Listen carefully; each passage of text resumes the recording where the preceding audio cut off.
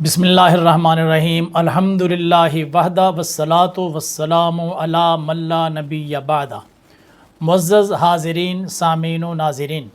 اللہ کرے آپ جہاں کہیں بھی ہوں خیریت سے ہوں۔ رب ذوالجلال آپ کو اور مجھے ساری زندگی دین اسلام پر استقامت عطا فرمائے اور مرتے وقت کلمہ نصیب فرمائے۔ مولانا طارق جمیل صاحب کو مانسہرہ میں جلسہ سے خطاب کرنے سے روک دیا گیا۔ اس کے بعد مولانا طارق جمیل اس قدر دل برداشتہ ہوئے کہ تبلیغی جماعت کے سرکردہ لوگوں کو، جو اس وقت کے ذمہ داران تھے، ان کو ایک ایک کر کے میسج بھیجے۔ مولانا صاحب کی اگر وہ آواز آپ سنتے ہیں تو ایک انتہائی دکھی انسان،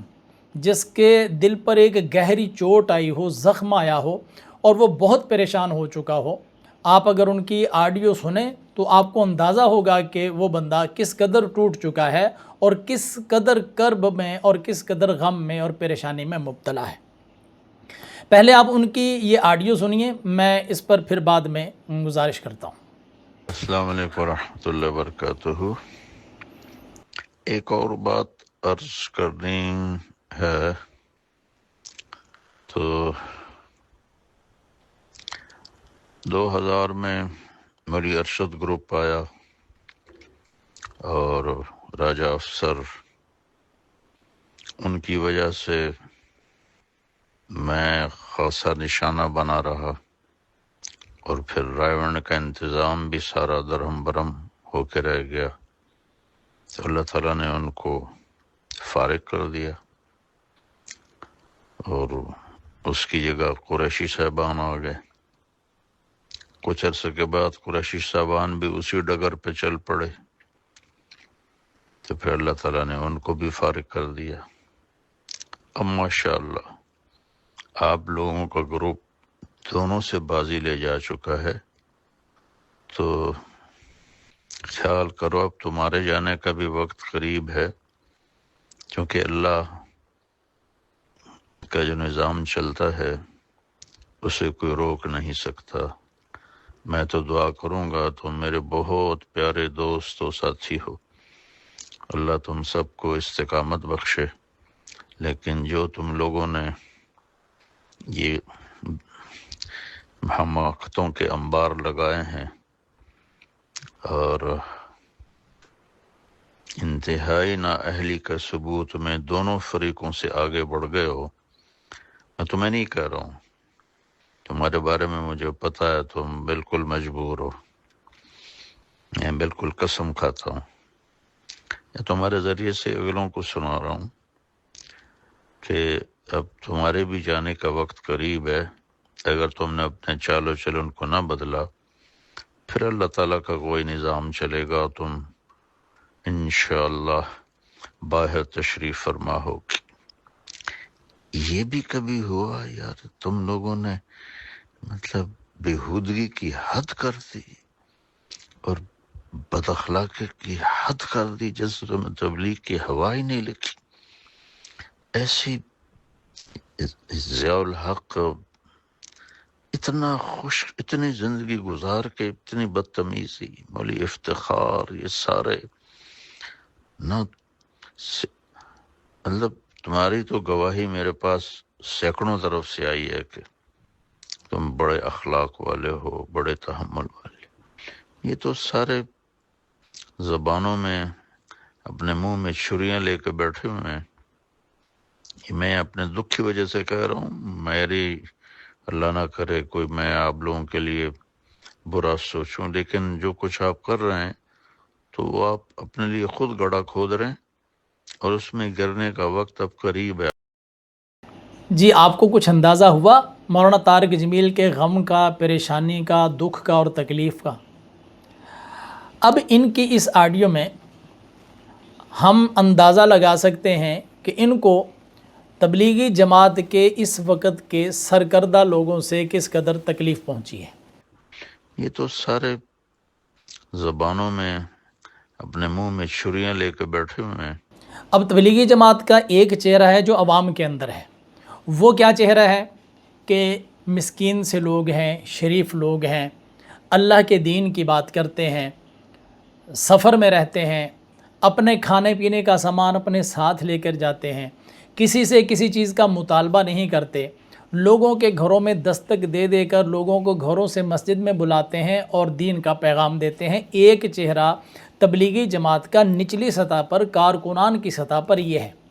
اور مجھے تبلیغی جماعت کے ان کارکنان میں جو جماعتوں کے ساتھ جاتے ہیں ان کے اخلاص میں کوئی شک نہیں ہے۔ وہ واقعتاً گھر سے دین کی تبلیغ کے لیے ہی آتے ہیں، وہ اپنی اصلاح کے لیے ہی آتے ہیں، وہ دین سیکھنے کے لیے ہی آتے ہیں۔ آگے ان کو کیا سکھایا جا رہا ہے میری اس پر بات نہیں ہے، لیکن ان کا گھر سے چلنا، سفر کرنا وہ خالص ثواب کے لیے، ثواب کی نیت سے ہی ہوتا ہے۔ لیکن آگے جو ان کی جماعتوں کی تشکیل ہوتی ہے، ظاہر ہے کہ کوئی بھی آدمی اپنے طور پر تو کسی جگہ پر جا کر نہیں بیٹھتا کہ میں فلاں مسجد میں چلا جاؤں اور جا کر وہاں تبلیغ شروع کر دوں۔ مرکز سے شیڈول جاری ہوتا ہے کہ فلاں شہر، فلاں علاقہ، فلاں تحصیل اور فلاں گاؤں، اس کے اندر اتنی مسجدیں ہیں، اتنی دیوبندیوں کی ہیں، اتنی وہابیوں کی ہیں، اتنی بریلویوں کی ہیں۔ اس جماعت کی تشکیل جس کے امیر صاحب یہ ہوں گے، یہ فلاں مسجد میں جائیں گے۔ یہ پورا ایک شیڈول جاری ہوتا ہے، اس کے مطابق ہی یہ جماعتیں سفر کرتی ہیں۔ تو دیکھنے میں یہ آتا ہے، میں آپ کو یہ کمپیریزن کر کے آج بتا رہا ہوں کہ نچلی سطح پر کارکنان میں اخلاص کس قدر ہے، اور اوپر جو انتظامیہ ہے، اوپر جو لوگ فیصلہ ساز جو لوگ بیٹھے ہوئے ہیں، ان کی نیتیں، ان کے ارادے اور ان کی ترجیحات کیا ہیں۔ ان کی ترجیحات اور ان کے ارادے تو مولانا طارق جمیل صاحب نے تشت بام کر دیے ہیں، واضح کر دیے ہیں۔ رحمۃ اللہ وبرکاتہ۔ ڈاکٹر ندیم اشرف، یہ میں نے مولوی خورشید کو کیے تھے میسج، تو میں بھی کر رہا ہوں، سن لینا۔ جہاں تک تم لوگوں نے پہنچا دیا ہے حالات کو، اخلاقی پستی کو اور تبلیغ کی گراوٹ کو، مانسرہ میں وہ منظر میں نے دیکھا تو مولانا یوسف صاحب کی بات یاد آئی کہ اس کام کو کوئی اور نہیں تباہ کرے گا، خود تبلیغ والے تباہ کریں گے۔ اب ان میں فرق دیکھیں کیا ہے۔ مرکز سے تشکیل ہو جاتی ہے ایک جماعت کی، اور وہ جماعت چل پڑتی ہے اور آتی ہے کسی گاؤں کے چوک کی بریلویوں کی مسجد میں۔ اب ہوتا یہ ہے کہ بریلوی، دیوبندی، شیعہ، وہابی، یہ چونکہ مسلکوں کی اب دیواریں کھڑی ہو چکی ہیں۔ یہ ایک لمبی ہسٹری ہے کہ کس طریقے سے کر کے یہ دیواریں کھڑی ہوئیں اور کس طریقے سے کر کے اپنی اپنی مسجدیں بن گئیں، اپنے اپنے مولوی بن گئے، اپنے اپنے مدرسے الگ الگ ہو گئے۔ یہ ایک لمبی ہسٹری ہے، لیکن اس وقت جو موجودہ صورتحال ہے وہ بہرحال یہ ہے کہ مسلکوں کی اپنی اپنی مسجدیں ہیں۔ تو دیوبندی تبلیغی جماعت کی تشکیل جب ہو جاتی ہے بریلویوں کی مسجد میں، تو وہاں کے مولوی صاحب، یہاں انتظامیہ کے ایک دو بندے ان سے ناراض ہوتے ہیں کہ بھائی یہ بریلویوں کی مسجد ہے، تم دیوبندی ہو، یہاں کیا کرنے آئے ہو۔ اب وہاں کا اس تبلیغی جماعت کا جو امیر ہے، ان کے سارے وہ معصوم چہروں والے لوگ، وہ مسکین لوگ جو دین کی تبلیغ کے لیے گھر سے نکلے ہیں، وہ ہاتھ باندھ کے پیچھے کھڑے ہیں، اور یہ امیر صاحب جو ہے نا ان کی منتیں کر رہا ہے، ہمیں اللہ کے لیے مسجد میں آنے دیں، ہم تبلیغ کریں گے، ہم اللہ کے دین کی تبلیغ کریں گے، ہم کلمہ سیدھا کرنے کے لیے آئے ہیں۔ اور یہ پیچھے سر جھکا کر کھڑے ہوتے ہیں کہ ہمارے امیر صاحب کتنے اخلاص کے ساتھ جو ہے نا یہاں آنے کی اجازت مانگ رہے ہیں۔ ان کو اگر روک دیا جائے کہ نہیں آپ یہاں پر نہیں ہیں، اور ان کو روکنا حق بجانب ہے، کیوں؟ اسی چوک میں اگلی ٹکر پر دیوبندیوں کی مسجد ہے، یا ایک گلی چھوڑ کر یہ اسی گلی کے اگلے کنارے پر دیوبندیوں کی مسجد ہے، آپ دیوبندی ہیں، آپ کی تبلیغی جماعت اس مسلک کی ہے، آپ جائیں وہاں جا کر تبلیغ کریں۔ لیکن نہیں، یہ اڑتے رہیں گے، پھنستے رہیں گے، منتیں کرتے رہیں گے، منتیں سماجتیں کرتے رہیں گے، اور وہاں سے جائیں گے نہیں۔ کیوں؟ پیچھے سے آرڈر ہو چکا ہوتا ہے کہ تم نے یہاں پر جانا ہے، وہ لوگ آپ پر سختی کریں تو سختی برداشت کرنی ہے، وہ گالیاں دیں تو گالیاں برداشت کرنی ہے، لیکن آپ نے وہاں سے نکلنا نہیں ہے۔ اب ہوتا کیا ہے کہ وہ مسکین لوگ پیچھے ہاتھ باندھ کر کھڑے ہوتے ہیں اور وہ دعا مانگ رہے ہوتے ہیں کہ یا اللہ ہمارے امیر کی زبان میں تاثیر پیدا کر، ہمیں دین کے لیے، دین کی تبلیغ سے روکا جا رہا ہے، یا اللہ ہماری مدد فرما، وہ یہ دعائیں مانگ رہے ہوتے ہیں۔ اور اگر اب دو ہی صورتیں ہوتی ہیں نا، کہ اس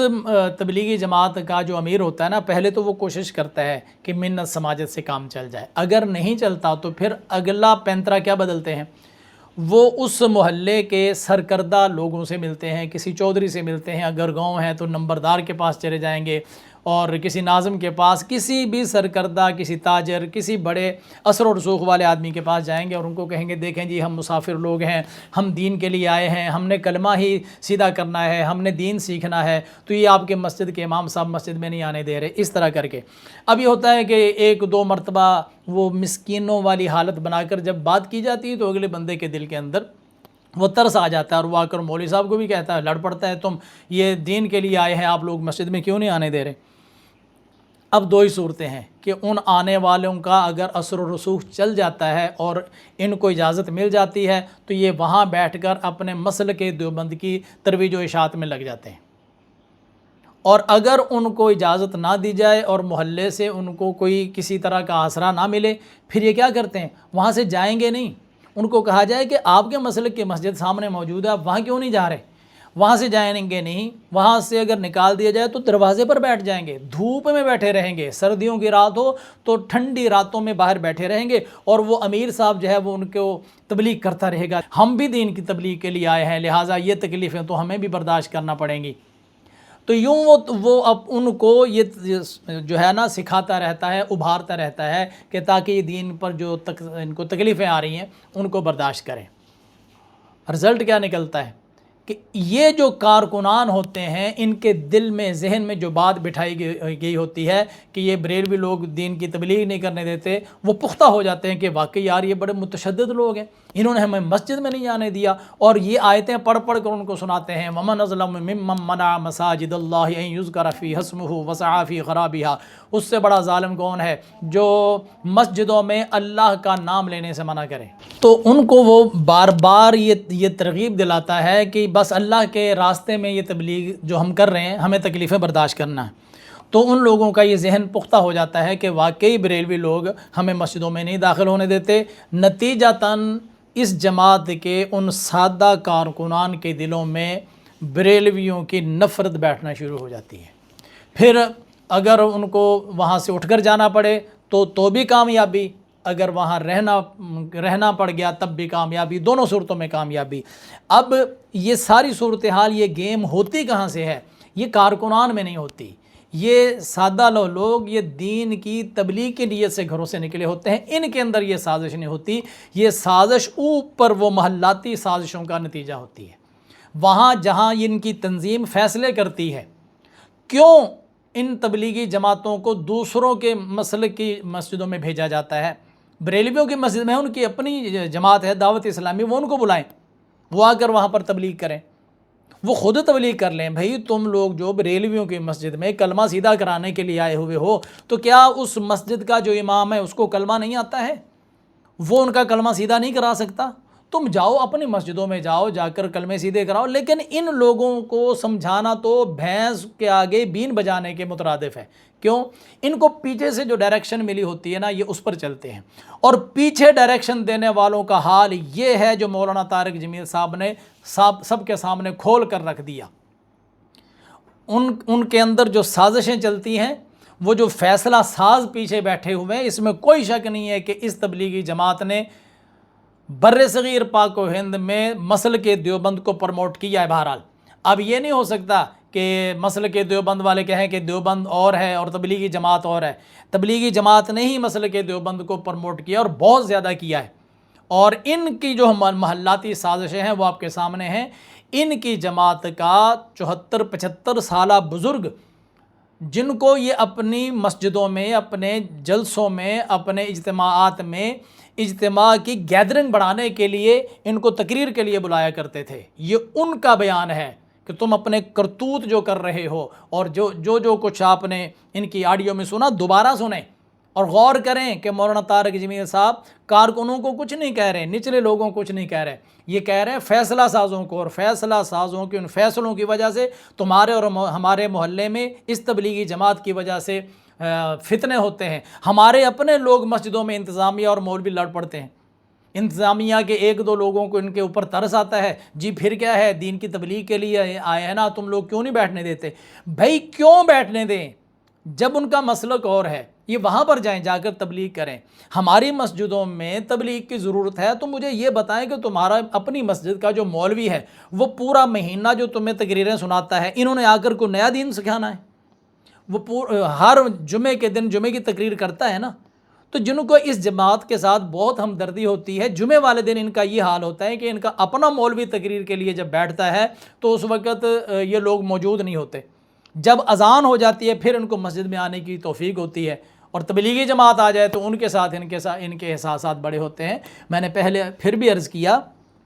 کہ تبلیغی جماعت کے اندر نچلی سطح کے جو لوگ ہیں ان کے اخلاص میں شک نہیں ہے، لیکن ان کی لگامیں جن کے ہاتھ میں ہیں، ان کو ڈائریکشن جہاں سے ملتی ہے،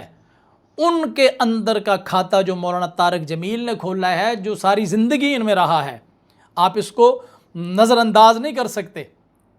اور ہمارے مسلک کے لوگوں کو بھی ذرا آنکھیں کھول لینی چاہیے، اور آئندہ سے کسی بھی مسجد کے اندر تبلیغی جماعت آتی ہے تو ان کو محبت کے ساتھ سمجھا دیں کہ دیکھیں ہمیں ضرورت ہوگی تو ہم اپنے مولوی صاحب سے دین سیکھیں گے، ہماری اپنی مسلک کی تبلیغی جماعت دعوت اسلامی ہے، ہم ان کو بلا لیں گے، آپ ایسا کریں کہ بڑی محبت سے آپ اپنی مسجد میں چلے جائیں، وہ سامنے محلے میں آپ کی مسجد ہے، چلے جائیں۔